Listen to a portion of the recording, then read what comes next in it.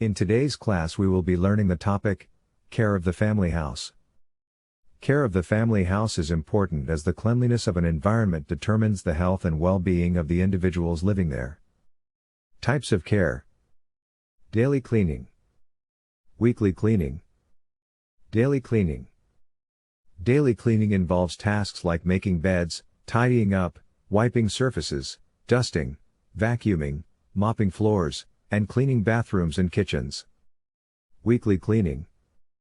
Weekly cleaning includes more extensive tasks such as deep vacuuming, mopping floors, dusting hard-to-reach areas, cleaning appliances, changing bedding, and disinfecting surfaces. Household waste. Household waste includes all the rubbish that a family accumulates/generates. Waste needs to be properly disposed of in order to keep our surrounding or environment clean safe. Waste can be disposed using materials like refuse bin, refuse bags, baskets, etc. Improper waste disposal can lead to air pollution, disease outbreak, blockage of water channels, breeding place for household pest.